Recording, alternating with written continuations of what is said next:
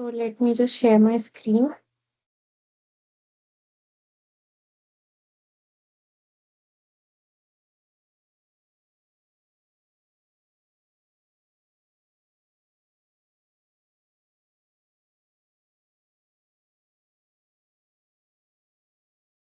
So welcome again, everyone. Let me formally begin this class. What we are going to discuss is first the week 10 previous year questions. Majorly, the week discussed about works of Charles Sherrington, Edgar Adrian. But we have also covered that already while they were first discussed during the extra sessions, right? So we are sticking to our talk about learning and memory post the completion of this previous year questions, right? So that you can maybe gain some more insight into the workings of brain, how we were talking about long-term memory, so how that long-term potentiation of memory and storage is occurring, right? So we are going to continue our discussion on that in the second half of the uh, discussion, right? So for now, let us just begin with the class. Yeah. So this is your first question. What type of recording method did early scientists like Edgar Adrian and Zoterman use to study sensory receptors, right? So what were these methods? Were they intracellular recordings or extracellular recordings or brain imaging or microscopic observations, right? So, microscopic observations were something that were used by further older scientists, right? Such as Ramonica, Hall, and Golgi. Over here, the scientists that we are talking about, Edgar Adrian's Ottoman, they were basically using recordings. So, which particular kind of recordings were they using? They were using extracellular recordings, right? Because extracellular is uh,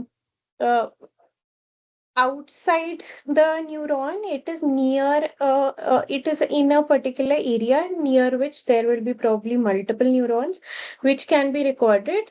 The average or the amplitude or a summated amplitude of these multiple neurons will be recorded. That is extracellular recording. And intracellular recording is when a glass micropipette is used to basically um, penetrate a single neuron and then record from that, or single cell and record from that cell, right? So that was going to be intracellular recording. Over here, the correct answer is extracellular recording. This is a schema that is showing what is the difference between extracellular versus intracellular recording. So extracellular, you can see there might be multiple cells. Over here, we are considering neurons, right? So outside, if in the field of neurons, if this recording is done so that it can capture maybe the frequencies coming from this neuron also, some neighboring other neurons also, that's going to be the extracellular recording, which is going to be a average or a summation of multiple cells, right? Although the intracellular recording, as you can see, it is going to be from a particular cell, and the peaks that is why that you will see will be much more repetitive and similar to the previous ones, right? Then, according to Adrian, from which part of the brain did burger rhythm originate? Right? So, what is burger rhythm? I hope you remember. And which part of the brain is responsible for the origin of burger rhythm? Is it the frontal lobe, the temporal lobe, occipital lobe, or parietal lobe? Right? So, which one of these do you think is responsible?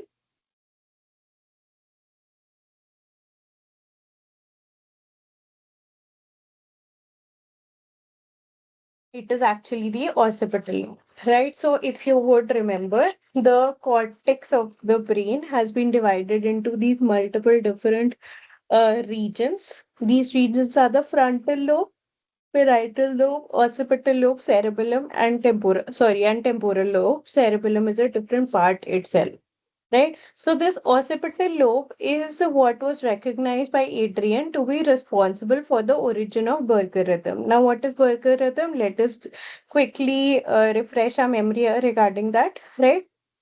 So, Berger rhythm refers to a rhythmic pattern of brain activity which is characterized by alpha waves, which have a frequency of around 8 to 13 hertz, right? So, this alpha waves are generally present when we are awake, right? But we are not overly active, maybe. This pattern is observed when a person is awake but relaxed with closed eyes and is not engaged in many any mental activity, right? For instance, if I wake up in the morning and I'm just not overthinking about anything, I'm not thinking about my work. I'm just awake. Right, so that would be when I have alpha waves going on, or maybe even in the state of meditation, right? Or the state wherein the there is no active thinking that is present in my conscience, right? It was first discovered by Hans Berger in 1924, who recorded the EEG of the human brain using electrical activity using EEG, right? So, discovery of Berger rhythm revolutionized the neurophysiology and led to the development of EEG as a diagnostic tool for various neurological disorders. Right, so as we have studied before how EEG is done, right, what it particularly records, we have gone through this different waves also, alpha, beta, gamma, delta, theta waves, right? Five kinds we have gone through. So, yeah,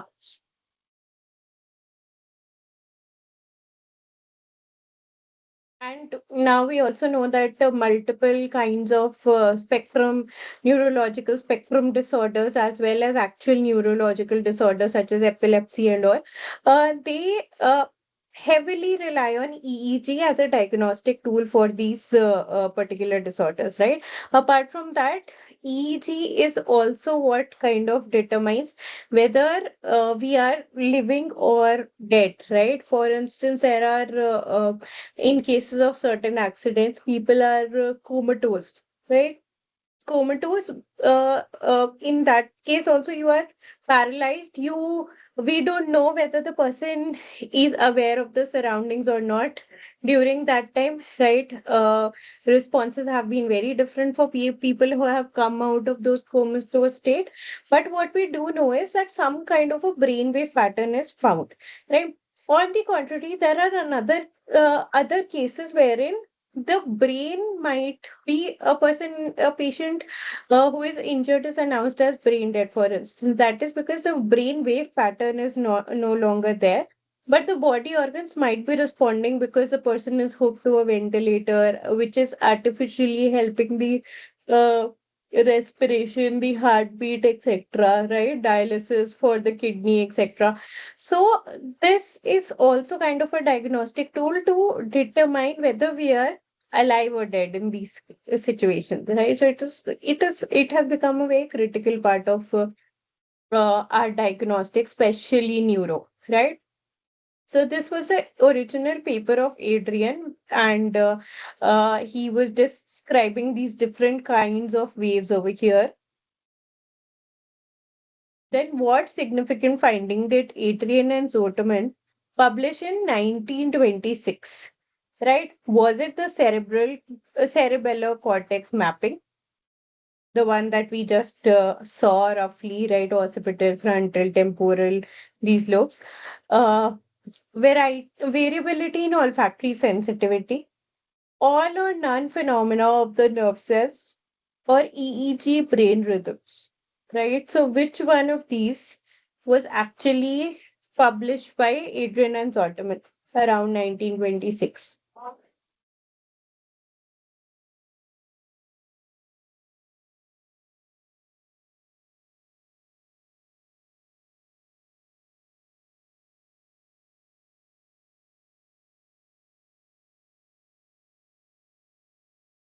Okay.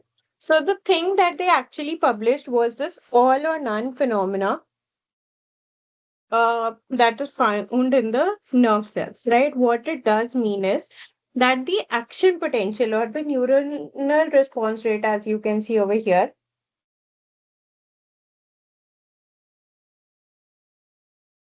second,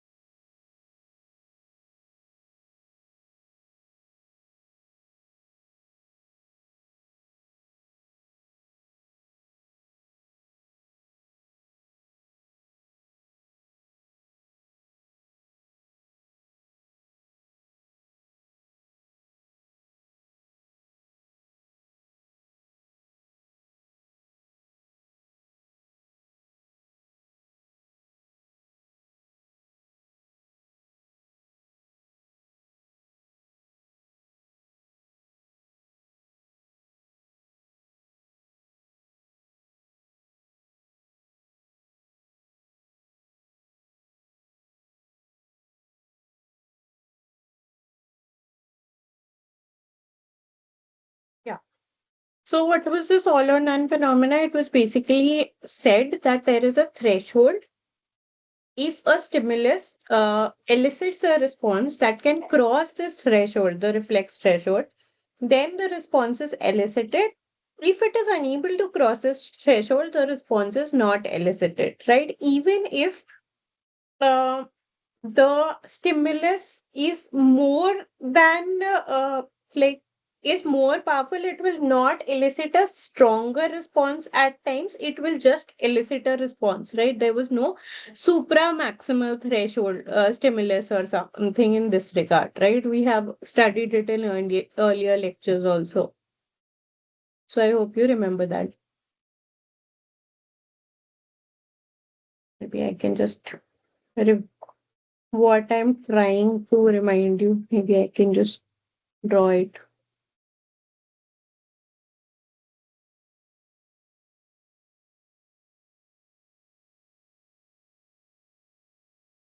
Yeah.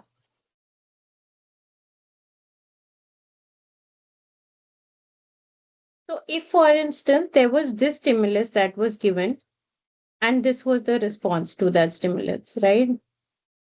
And this is the threshold. This line is the threshold. Then this stimulus was given, and this was the response to that threshold. So action potential was achieved. AP, right? Action potential was successfully achieved. If, for instance, an even stronger stimulus is given, the response will still be like this only, right? If it is even stronger, it will still be like this only, right? It will consider this a straight line itself, right? So it will not keep on increasing. There is either it is there or it is not there, right? There are no other instances or no other levels in which it could be there. A little bit of response could be there, a lot of response could be there. That is not the case, right? In action potential case, in case of the nerve cells. So, what specific type of current did Hodgkin and Huxley measure in their series of papers, right? So, was it the electron flow in the semiconductors that they were using, the capacitance in the neural synapses, the thermal conductivity of the neural tissue, or the membrane conductance of sodium and potassium ions, right? So, which of these did they measure in their papers, right? It was actually the membrane conductance of sodium and potassium ions, right? So if you remember the Hodgkin and Huxley paper, so this is just representing that if this much voltage was, if this much current was given, this would be the voltage like that. Or that much voltage was given, that would be the current response, right? So if there is a larger depolarization around 60 millivolt, it results in larger sorry, it results in a larger capacitive and leakage currents, plus a time-dependent inward ionic current followed by outward ionic current. Please give me a moment.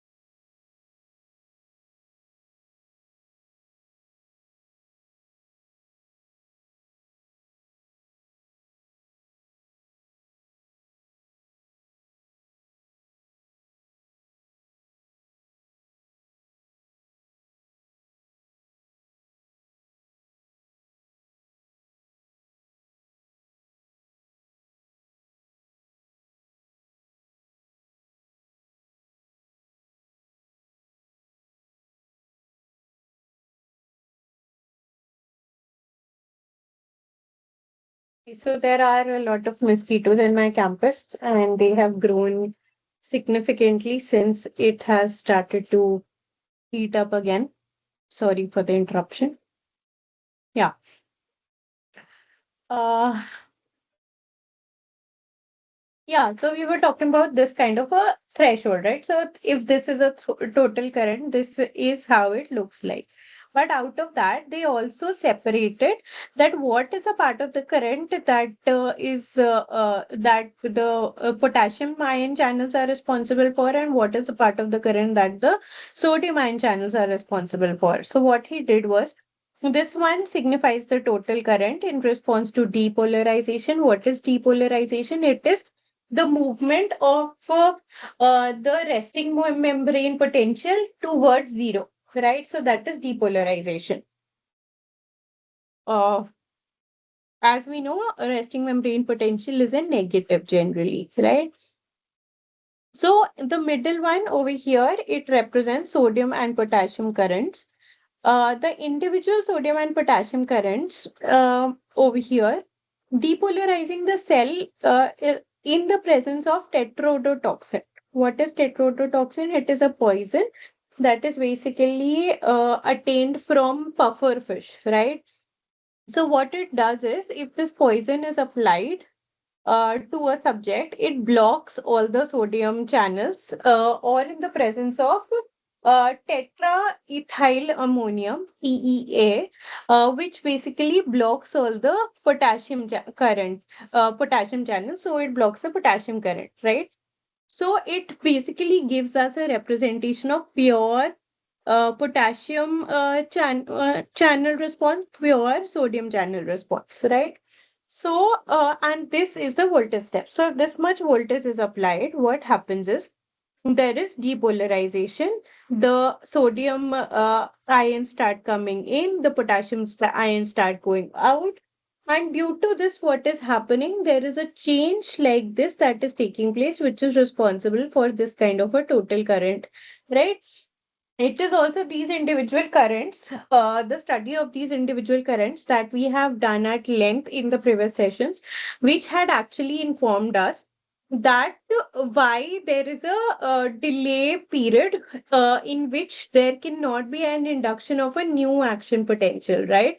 So it is because these sodium ions, they remain inactive for a while after this cycle has gone, they have gone through this cycle, right? So we have discussed that also at length.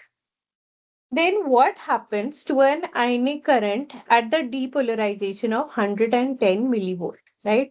So is it the maximum outward current that is that has been achieved, or inward current disappears and it is replaced by an outward current, or the inward current becomes predominant, or there is no current that flows at all, right? So the last one, how will it be possible if it is resting membrane potential? And even at that potential, that we have not really determined what is the maximum current that that could be achieved, right?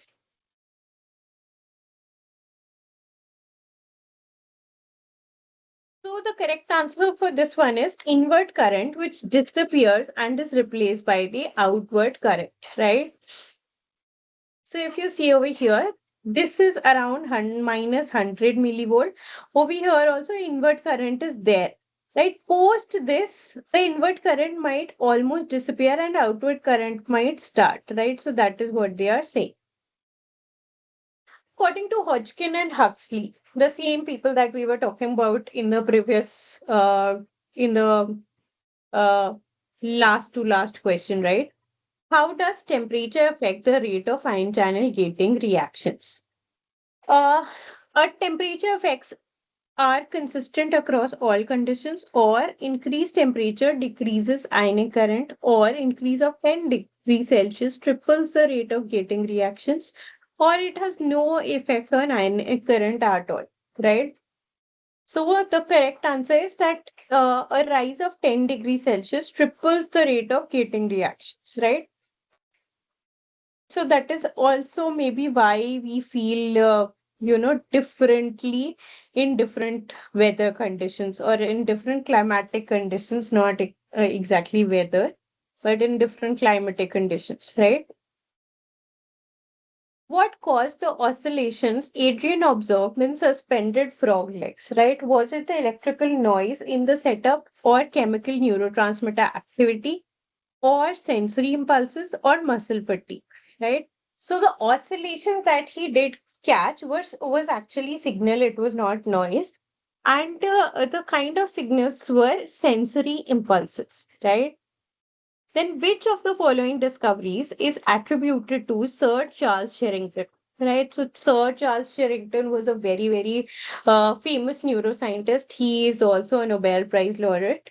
Along with Edgar Adrian, he had won a Nobel Prize. So, which was his discovery?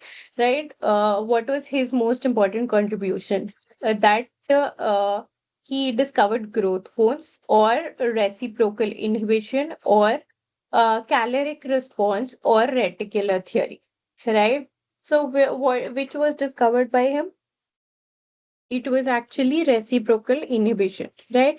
These other ones also that are listed, you have been taught them during your course, so you should know uh, which scientists have actually given the caloric response, reticular theory, etc., etc., right? So this is what reciprocal inhibition looks like. For instance, you take an example of a spinal cord, right? So in spinal cord, there's a motor region wherein the cell bodies of these motor neurons are present, right? So if a muscle lengthens under resistance, the muscle spindles detect the stretch and send a signal to the spinal cord. Spinal cord, what it does is it activates the alpha motor neurons, which signal the working muscle to contract, right? So it sends the signal to this working muscle to contract. But also, what it does is it also sends inhibitory interneurons in this spinal cord. They send signal to the opposing muscle or the antagonistic muscle telling it to relax, right? So, for instance, in your leg or in your arm, right, it is the opposite thing that is happening with this muscle and this muscle, right? If this muscle is relaxed at this time, this muscle is stretched. But if this muscle is relaxed, then this is the muscle that is stretched, right? So, opposite things take place. Who coined the term synapse? Was it Santiago Ramon y Cajal, Robert Baroni, Camillo Golgi, or Sir Charles Sherrington? So, which one of these actually coined the term synapse? It was Sir Charles Sherrington. As this is his a Nobel Prize fact page. So he won a Nobel Prize in Physiology or Medicine in 1932. His prize share was 1/2. The other person who won alongside Charles Sherrington was Edgar Adrian. He was born in London. That is where he died. The affiliation, he was affiliated to University of Oxford. That is where he worked all his life. And he was awarded the prize for the discovery regarding functions of neurons, right? So, what exactly was his part of the work? He basically said our bodily functions are governed by our nervous system. So, that is something that we are taught very early on itself, which consists of many nerve cells with extensions or nerve fibers, which form a system of connections between the brain and spinal cord and the rest of our body as well. Certain stimuli of the nerve cells give rise to unconscious muscular movements or reflexes, right? In the 1890s, Charles Sherrington showed how muscular contractions are followed by relaxation and how different reflexes are a part of a complicated interplay in which the spinal cord and brain process nerve impulses and turn them into new impulses to muscle as well as organs, right? So the final question for you is, which tool did Sherrington use to study reflexes by measuring the muscle contractions, right? Was it Barony chair?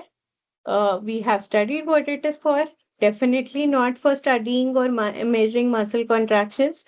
Golgi stain, again, not for muscles. It is for the differential neuronal staining.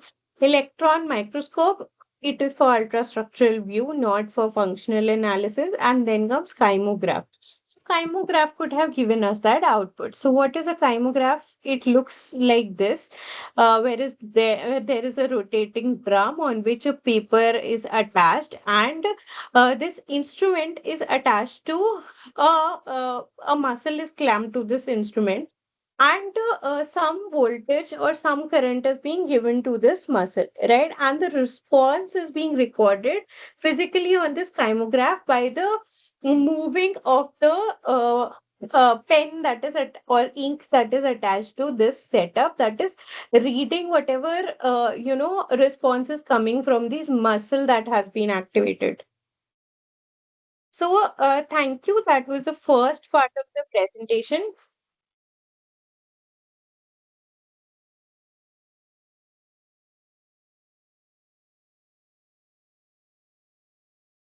Okay.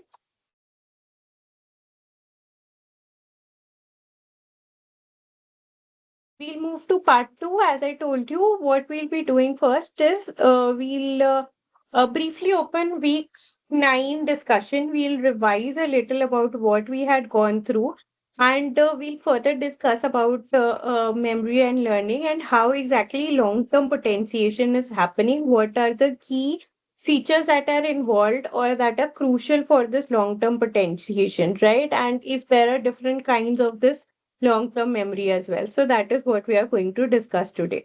So give me a moment.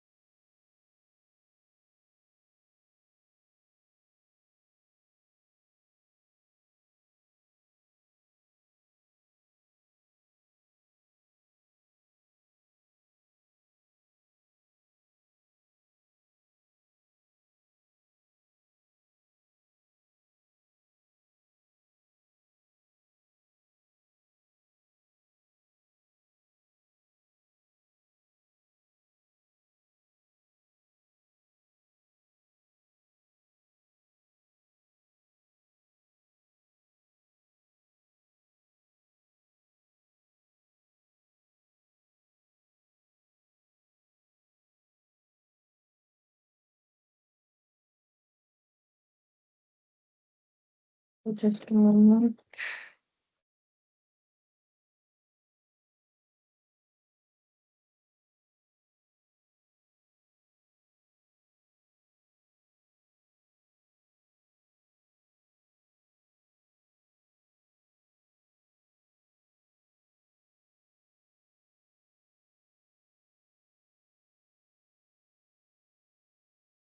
Okay, so this was what we had discussed last week, right?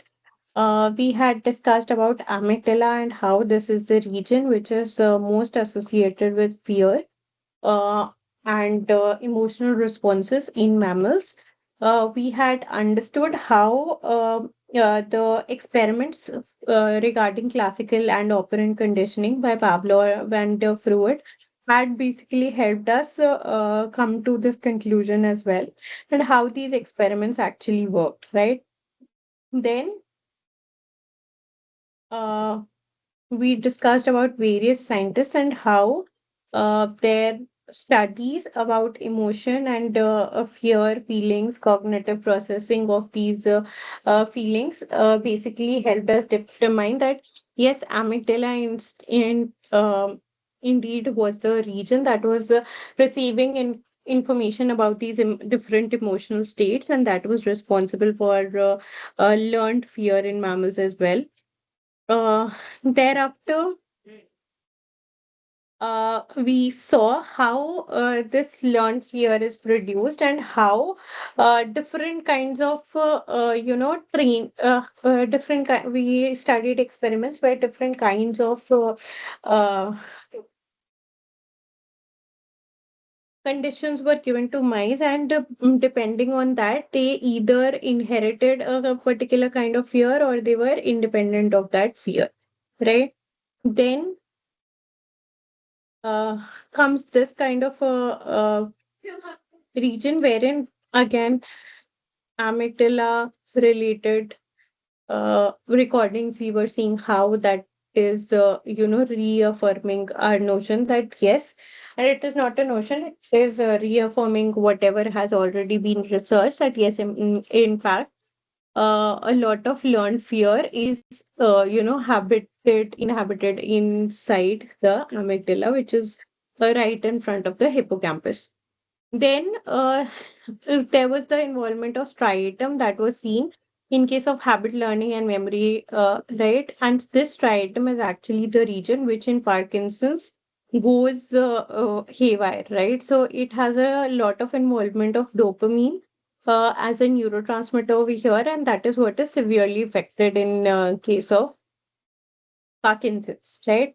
So, uh, yeah, there were different kinds of experiments that were done to see what is exactly explicit memory, what is implicit memory, how it is being stored differently in our brain, right? So these experiments were also performed. Uh, And so was this. That training, if you train anything, it will definitely expand the existing representation in cortex of the inputs from fingers, right? So if I write a lot, maybe that region in my cortex will probably even enlarge, right? If I do a lot of mathematical problems, that will be probably a very developed region in my brain. If I do a lot of creative work, right, designing, art, etc., then that might be a very creative region in or very expansive region in my brain, right? So it actually does that. Brain is also kind of like a muscle, right? So if you exercise your muscle, the size of the muscle will increase, right? What do you do to build muscle? You do weight training, you do different kinds of exercises, right? So that you can keep on building strength in the muscle, so that it will probably look bigger. It might not, but it will definitely be stronger, right? That is the case with the brain also. If the part that you exercise the most, it is bound to expand, right? So those were examples from what we had discussed. And then we were talking about how there are different network connections in the brain which can sustain what has been done, right? So this is basically the sustenance leads to storage and memory, right? So learning is what we had been talking about up till now, but now we are talking about how this learning is stored or how is our memories formed, right? So there is working memory, for instance, which depends on the transmitter dopamine, neurotransmitter dopamine, right? And we know that this dopamine is affected in multiple neurological disorders, one of them being Parkinson's, one other being schizophrenia, right? So, in schizophrenia also, there are defects in dopaminergic regulation, due to which there are cognitive deficits that might arise, right? Then the explicit memory in mammals involves different forms of long-term potentiation in hippocampus. It might either be a direct path or it might be an indirect path like this. That is what it means. And we started to discuss about long-term potentiation, how that the long-term potentiation is happening, how the short-term memory is getting converted to the long-term memory, is what we have established up till the previous session, right? Now we are further going to discuss even more about this long-term potentiation and what is the key mechanism, what are the key mechanisms that are going behind this long-term mechanism potentiation, right?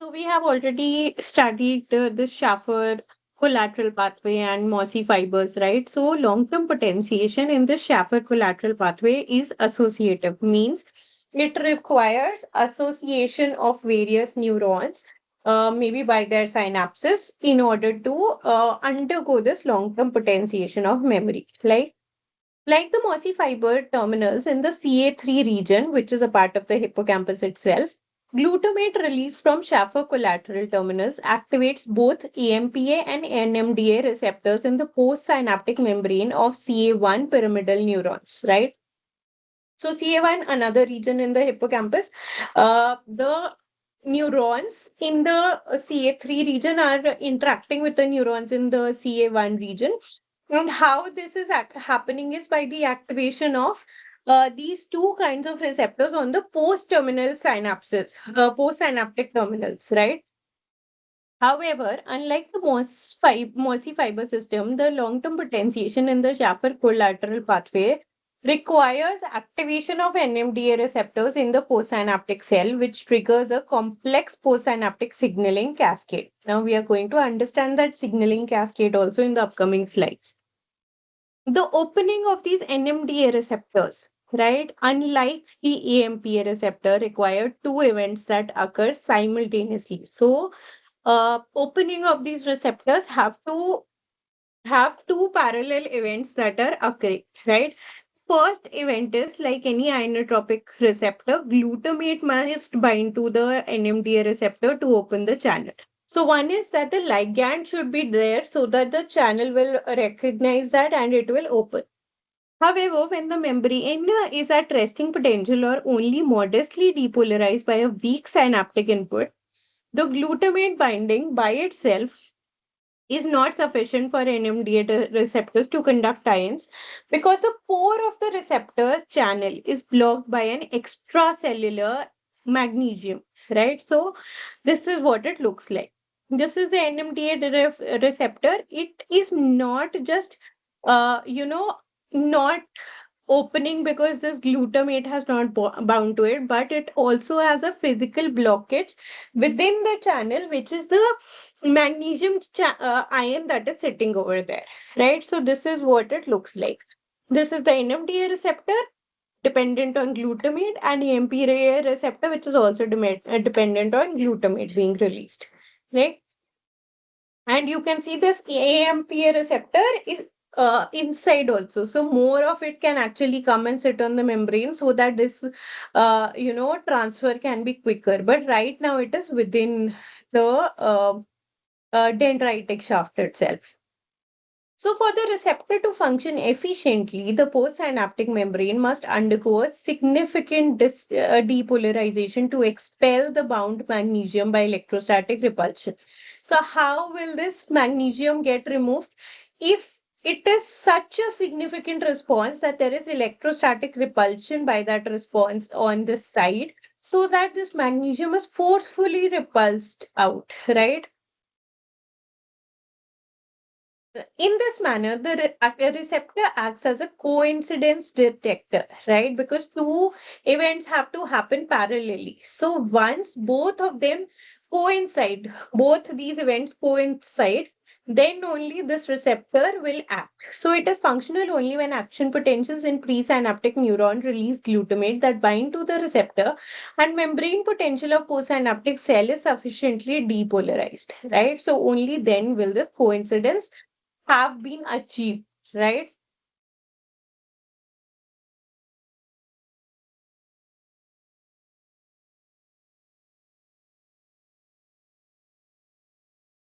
When we are talking of this magnesium, because of this magnesium blockade of the NMDA receptors, the negative at negative voltages nearing the resting potential, the EPSPs are largely generated by the opening of AMPA receptors, right? Because that at least it is present, right? And it doesn't have a physical block over there.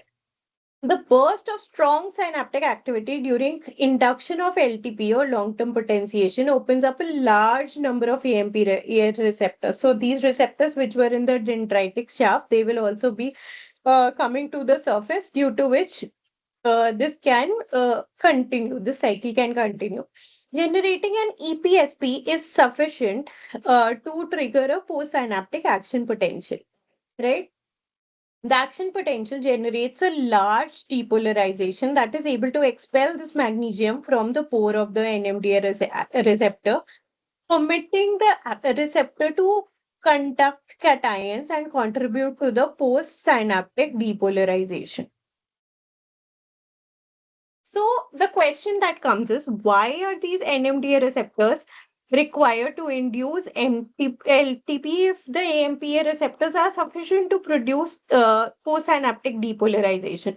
Right, so why do we need these NMDA receptors at all? Right, we could have done without them only. So when their opening is also dependent on AMPA only, then we could just have more of AMPA and that doesn't have this kind of a magnesium block or anything also. So that would have worked very well for us. So this answer, right? This answer lies in the fact that in addition to conducting monovalent sodium and potassium ions, uh, similar to conductance properties of AMPA receptors, NMDA receptors also have a very high permeability to calcium, right? And why is calcium important? Activation of this receptor leads to significant increase in the intracellular calcium concentration in this postsynaptic cell. Calcium elevation is vital to the induction of long-term potentiation. Injection of chemical chelator of calcium into postsynaptic CA1 cells blocks the induction of LTP. That has also been tested. So we know that if calcium is not there, long-term memories are not formed, right? So we know that calcium is very, very important for the induction of these long-term memories. or long-term potentiation. The increase in CA2 activates or calcium positive activates several downstream signaling pathways, including calcium or calmodulin dependent protein kinase 2, protein kinase C or PKC, and tyrosine kinases as well, right? These signaling pathways lead to changes in that both enhance the response of the postsynaptic cell, that is towards the dendritic shaft region, that is enhancing that response also to glutamate, and it also increases the amount of glutamate released from the presynaptic shaft or collateral terminals, right? So this calcium is responsible not only for whatever changes are going on in the postsynaptic terminal, but it also signals the presynaptic terminal to keep sending more glutamate, so that this response can be carried efficiently, right? So this is what it looks like. This calcium, once it is present, right, it has several importances, such as calcium calmodulin. It opens again this AMPA receptors, which can further carry more of these positive ions over here. PKC is inducing more of these receptors to go outside. Kinases are performing a lot of functions. Also, importantly, nitric oxide synthase is there, which is affected by this calcium calmodulin, and it provides a retrograde signal to these presynaptic terminals, right? What this retrograde signal means is it is in the opposite direction of the normal signaling that we see from presynaptic to postsynaptic. This is going from post to presynaptic. And what this retrograde signal says is, yes, you release more glutamate so that we can, take this response even further, or we can have a larger response in with regard to what you are saying, right?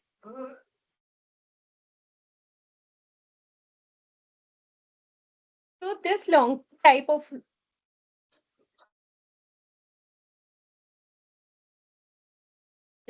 of long-term potentiation is associative actually, right? Now let us understand the difference between induction and expression of this long-term potentiation. So the neuroscientists often find it useful to distinguish between mechanisms underlying the induction of LTP, which are the biochemical reactions activated by the tetanic stimulation, and those which are responsible for the expression of LTP, which are the long-term changes that take place in the synapse responsible for enhanced synaptic transmission, right? So that is expression of this LTP. The mechanisms for induction of LTP at the CA3, CA1 synapse are postsynaptic, right? So what are the mechanisms which are involved in the expression of LTP at the synapse? So we have seen how it is induced, right? Postsynaptically, it is getting induced. But how is it expressed, right? That is what we are going to study. That is our question. Just a moment.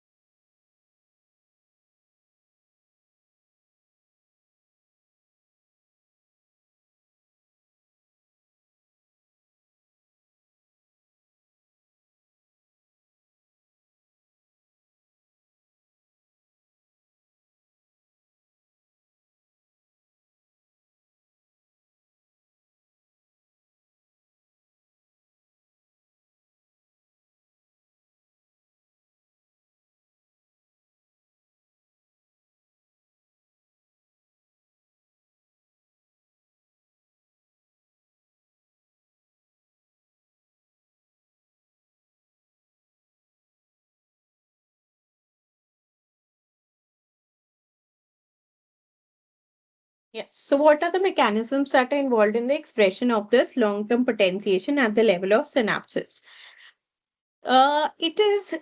So the obvious response that came to us, for which we did not have any evidence, or the scientists at that time who were looking at it did not have any evidence, but this was the logical thinking, right? That is this, expression caused by enhancement of is the enhancement caused by increase in transmitter release, such as glutamate release is much more. That is why this expression is happening at the synapse, or it is an increased postsynaptic response to a fixed amount of neurotransmitter, or some kind of a combination or intermediate state between the two, right? So, studies that were later done, they suggested the cellular mechanisms underlying the expression of LTP vary depending on the precise pattern of activity that induces this LTP, right? For instance, if we say that there is this kind of a stimulation, right?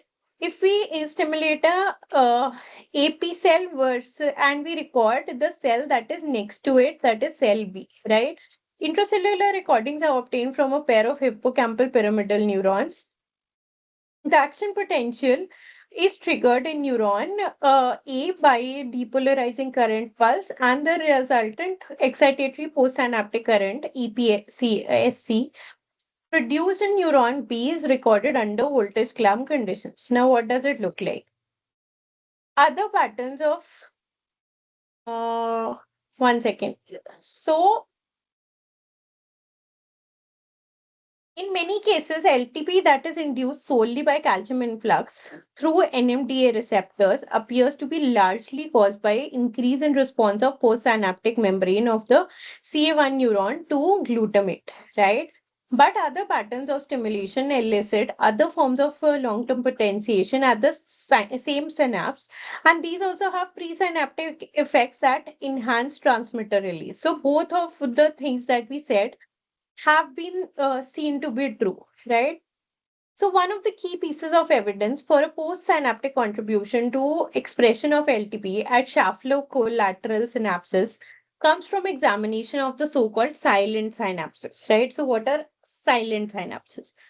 Before the induction of LTP, there is no EPSC in cell B, right? So if the cell A is not induced, only there's no action potential, then there is nothing, no electrical potential across the adjacent cell, neighboring cell, which is cell B, right? In response to an action potential in a cell A when the membrane potential of neuron B is at its resting value. Uh, so However, slow NMDA receptor mediated EPSCs are observed when neuron B is depolarized by the voltage clamp to plus 30 millivolt, right? Then you see, so this is the response of NMDA receptor. After this response happens, LTP is then induced by pairing action potential in a neuron with postsynaptic depolarization in neuron B to relieve magnesium block of NMDA receptors, right? After this pairing, AMP receptor mediated EPSCs are seen at minus 65. So, some recordings from pairs of hippocampal pyramidal neurons, stimulation of an action potential in one neuron fails to elicit a synaptic response in a second neuron when that neuron is at a resting membrane potential of approximately minus 70 millivolts. So, the state of the second neuron is also responsible for what kind of an expression will be caused if a stimulus is given to it, right? In some neuronal pairs, when the second neuron is depolarized under the voltage clamp to plus 30 millivolt, right? So now it is no longer at the resting membrane potential of minus 70, but it is depolarized to plus 30, which removes the magnesium block from the NMDA receptors. Stimulation of the presynaptic neuron elicits a large excitatory postsynaptic current, EPSC, in the postsynaptic neuron mediated by NMDA receptors, right? This result indicates that two neurons were synaptically connected all along, but the postsynaptic neurons contained only NMDA receptors at the synaptic contact with the presynaptic neuron. These connections are known as silent synapses because they do not generate an EPSP at normal resting potential of the cell as a result of magnesium block of the NMDA receptors. So only NMDA receptors are present, NMDA receptors are blocked, so no response. But synapses from other presynaptic neurons on the same postsynaptic cell may have AMPA receptors in addition to NMDA receptors. When they do have these AMPA receptors, then they are non-silent synapses because then this cell will have some kind of an EPSP present, right? So this is a representation of the silent synapse versus the unsilent synapse, right? So prior to this long-term potentiation, the dendritic spine contacted by presynaptic CA3 neuron contains only NMDA receptors, right? So since there's only NMDA receptors which tends to be blocked, there will be nothing, no response over here in the dendritic spine. But after the LTP intracellular vesicles containing AMP, here it fuses with plasma membrane at the synapse, adding new receptors on the spine. Right. So now this is an unsilent synapse because now it is going to elicit a kind of response. Right. This LTP is not a unitary process even at a single synapse level. At collateral synapses, LTP generated by a brief 100 hertz tetanus depends solely on calcium influx through NMDA receptors, whereas LTP induced by 200 hertz depends on calcium influx through both the NMDA receptor as well as L-type voltage gated calcium channels. So, because the induction of this LTP requires calcium influx into the postsynaptic cell, the increase in transmitter release during LTP implies that the presynaptic cell must receive information from the postsynaptic cell that LTP has been induced. So this is the retrograde. Uh, uh, this is where that retrograde communication comes into picture, right? So there is now evidence that calcium activated second messengers in the postsynaptic cells, or perhaps calcium itself induces a postsynaptic cell to release one or more chemical messengers. Over here, that was nitric oxide synthase, right? That diffuse the presynaptic terminal to enhance the release of more glutamate or more neurotransmitter so that this can further be amplified, right? This response can be amplified. Importantly, these diffusible retrograde signals appear to affect only those presynaptic terminals that have been activated by the tetanic stimulation, thereby preserving the synapse specificity. Right, so this is what long-term potentiation looks like. There is enhanced release of neurotransmitter due to retrograde communication from this postsynaptic terminal to the presynaptic terminal, due to which there is a lot of glutamate. The NMT and AMP channels are open. These AMPA channels, they will cause a depolarization due to which the electrostatic force will repulse this magnesium out of this NMDA receptor, due to which it will be free. Now more glutamate will come and attach over here. This will also elicit a response. And the EPSP or the response on this end, it will basically lead to insertion of new AMPA receptors in the membrane, right? So it will become more sensitive to this procedure. Yeah.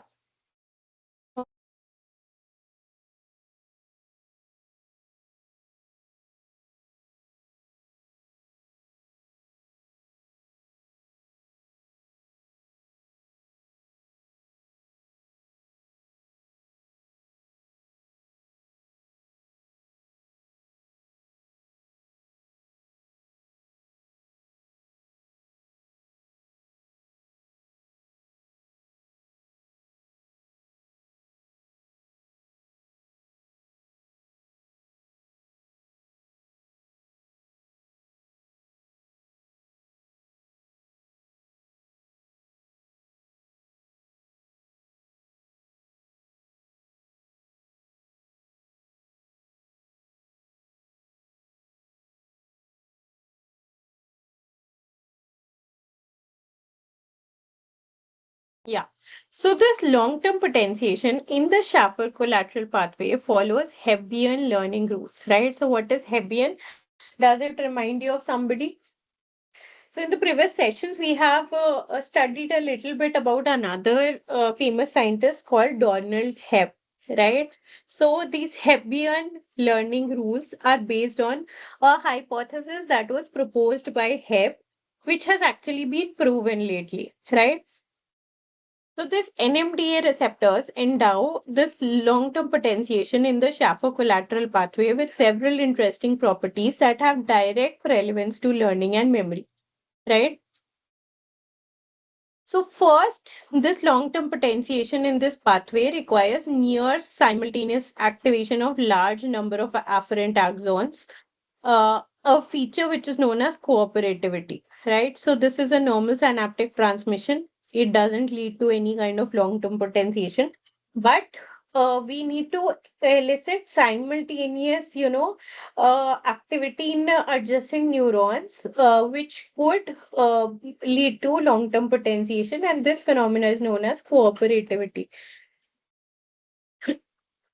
This requirement stems from the fact that relief of magnesium block of NMDA receptor requires a large depolarization, right? The second important property of LTP in the Schaffler collateral pathway is that it is associative, right? It means that it is associated with one or more synapses that are closer to it, right? This is what is known as associativity. That is, a weak input might also be associated to a very strong input, right? So, weak synaptic input normally does not produce enough postsynaptic depolarization to induce LTP. However, if the weak input is co-activated or paired with a strong synaptic input that does produce suprathreshold depolarization, then the large depolarization will be able to propagate to the synapse with the weak input as well, right? Leading to the relief of magnesium blockade of the NMDA receptors in the postsynaptic membrane at the site and induction of LTP itself. The third key property of LTP is that it is synapse specific, right? So you can see over here,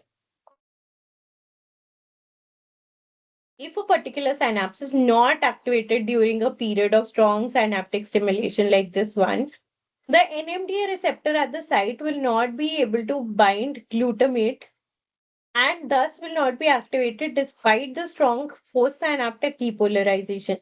As a result, the synapse will not undergo LTP.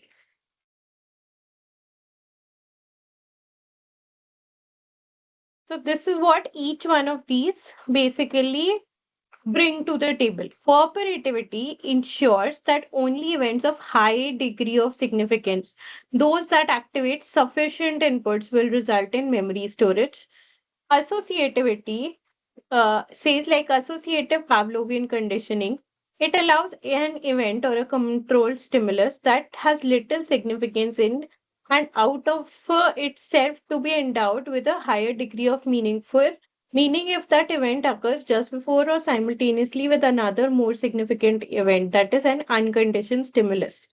Finally, the synapse specificity ensures the inputs that convey information are not related to a particular event will not be uh, strengthened to participate in that particular memory, which makes sense also, right?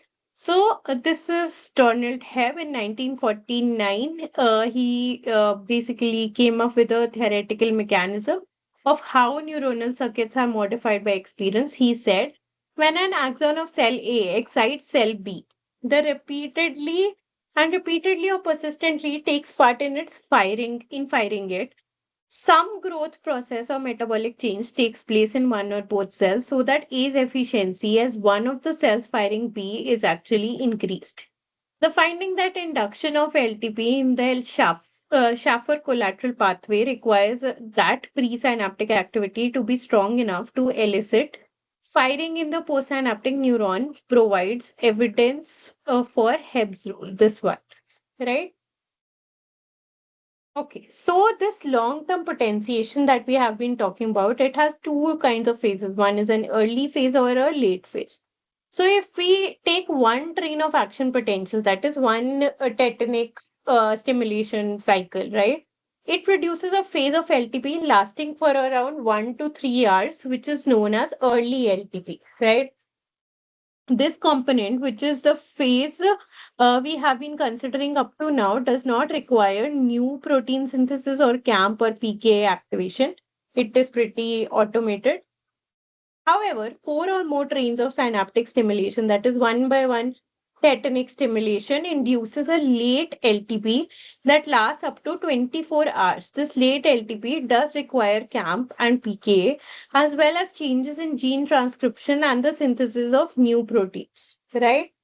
So this is what this graph represents. This is the early LTP. It only lasts till around 90 minutes or a little longer than that. But this late LTP, it survives for much longer, even up to 24 hours.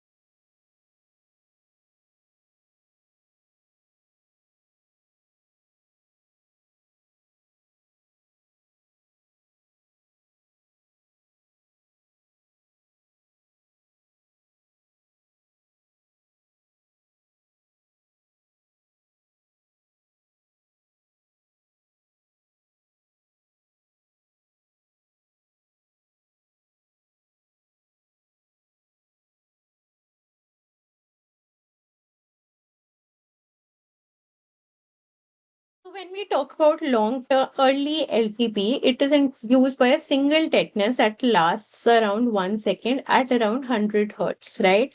Late LTP is induced by four simultaneous or consecutive actually tetani given 10 minutes apart at least, right? Early LTP of the uh, EPSP lasts only for 1 to 2 hours, whereas late EPSP lasts more than 8 hours. That has been shown over here. Over here, data for only first 3.5 hours are shown.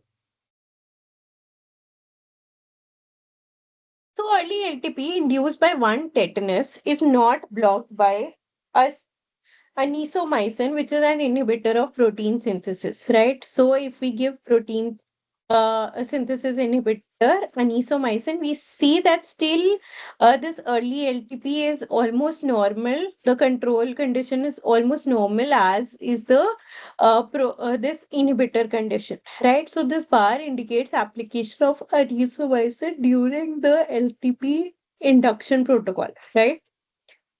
However,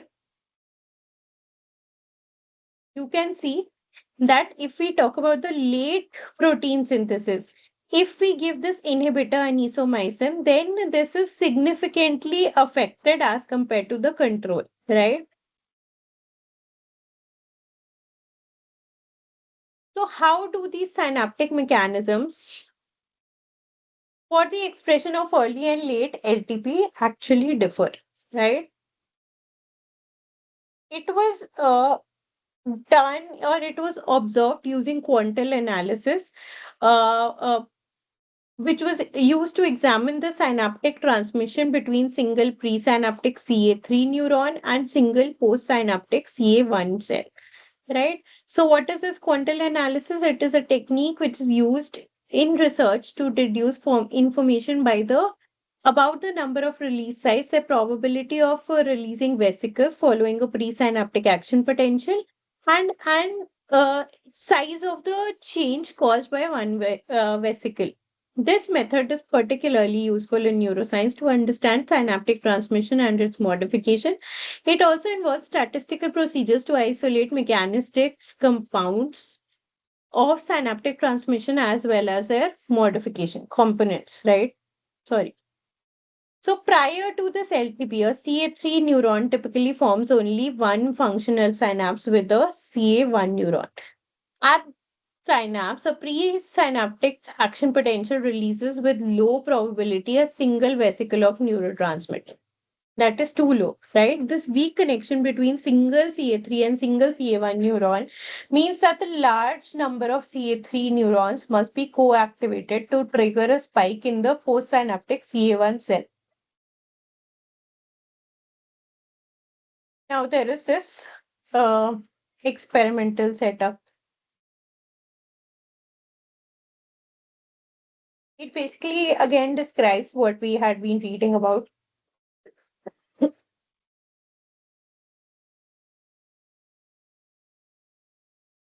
Yeah.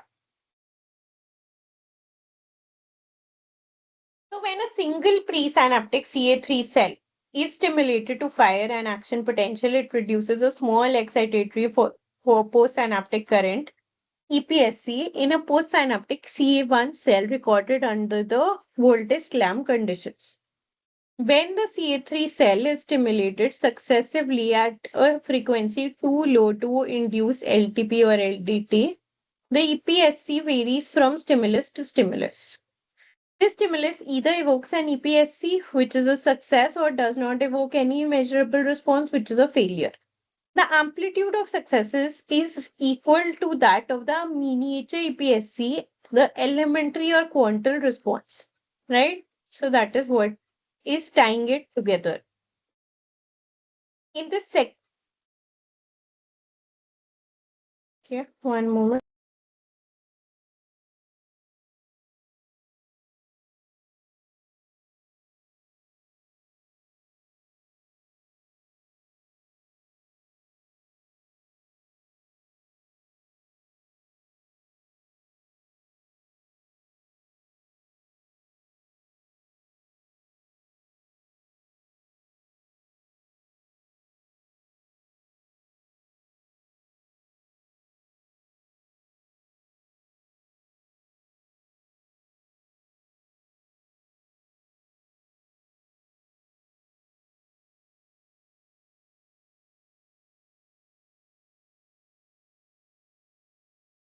Yes, so I have plugged it in. This is what, right? So multiple of them might fail, but some of them might get through, which are the elementary synaptic currents, right? In this B1, now what you can see is this is CA3 region, this is CA1 region, that is where this neuron is trying to contact that neuron, right? So this is the synapse region of the two neurons. This is the presynaptic, this is the postsynaptic, right? And this is the number of events that have occurred between the two. So before LTP stimulation of the presynaptic cell results in many failures, as you can see over here. The synapse has low probability of releasing a vesicle at all. The distribution of EPSC amplitudes can be approximated by two Gaussian curves, one centered on zero. This is the Gaussian curve that is centered on zero, and other centered on -4 uh, picoampere, I think. Which is successful responses. These histograms are consistent with the type of synapse illustrated here, in which single CA3 cell makes a single synaptic connection with a CA1 cell. This connection has a single active zone from which a single vesicle is released in an all or none manner. In response to successive stimuli, postsynaptic membrane contains both NMDA and AMPA receptors. As you can see over here, the latter of which, that is AMPA, is responsible for rapid EPSC at negative potentials.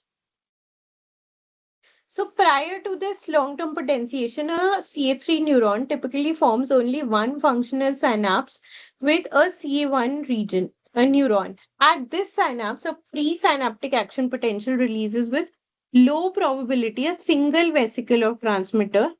Uh, this weak connection between single CA3 and single CA1 neuron means that large number of CA3 neurons must be co-activated to trigger a spike in the postsynaptic CA1 cell. Following the induction of early LTP, the probability that the presynaptic action potential will release a vesicle is increased. So we come to this, wherein you can see that the number of events are now overlapping and both of them are around 4. Oh no, this one is still 0, but more number of events are coming in this active region, right? Once the early LTP has been induced, the probability of release increases significantly, leading to decrease in the fraction of failures and an increase in the fraction of successes. The EPSC over here, histogram is again fitted by two Gaussian curves, consistent with the view that there is still only a single site, a release site that releases at most a single vesicle, but now with high probability of release, right? Uh, this study examined LTP at non-silent synapses, wherein both NMD and AMPA receptors were present under conditions where insertion of new AMPA receptors was not observed. It was whatever was there was in the membrane itself, right? Then comes long-term potentiation. The induction of long-term potentiation by direct application of chemical along with a CAMP dramatically changes response to synaptic stimulation. Under these conditions, presynaptic action potential elicits a very large EPSP through the release of multiple quanta of transmitters, right? So, when late LTP is induced by prolonged application of a membrane's permeable analog of a CAMP, the distribution of successful responses is no longer fitted by a single Gaussian curve. Instead, 3 or 4 Gaussian curves are fitted against, suggesting the single presynaptic action potential release. Multiple quanta over here, so multiple vesicles are released. These effects are blocked by anisomycin, which is that protein inhibitor, right? Inhibitor of protein synthesis. The increase in number of quanta is consistent with the growth of new sites of synaptic transmission between the presynaptic and postsynaptic neurons. So this is how it is happening, right? Uh, There is a single tetanus which induces the long-term potentiation by activating the NMDA receptors over here, triggering the calcium influx into the postsynaptic cell and activating the set of second messengers. It could either be this CAMK2 nitrogen oxide synthase, tyrosine kinase, or PKC.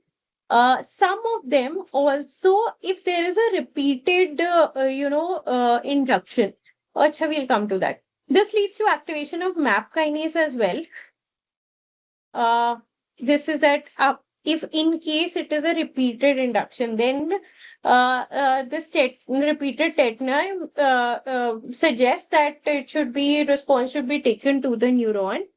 A MAP kinase is induced, which translocates to the nucleus, where it phosphorylates CREB1. Once CREB1 is phosphorylated, it activates transcription of targets containing the Cre promoter that are thought to lead to growth of new synaptic connections altogether.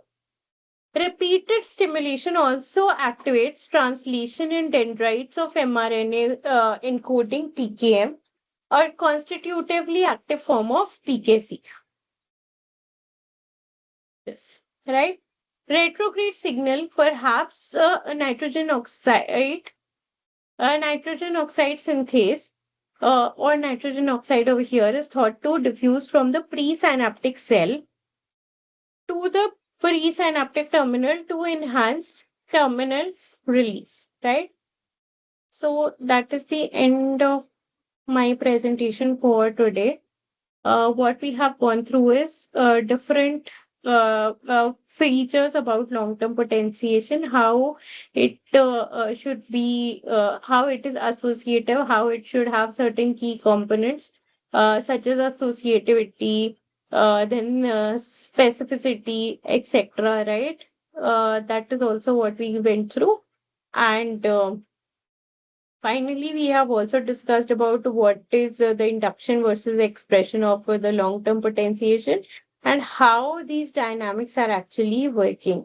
So, post that, we have summarized whatever we have read in the past few pages in with this particular diagram, wherein you can see that there is early LTP, which if there is a continuous stimulation over here, it will send signal to MAP kinase, which will further target the proteins which have the genes which have Cre as a promoter, and it will lead to the effectors that will target the peripheral receptors as well. Right? So that is it for the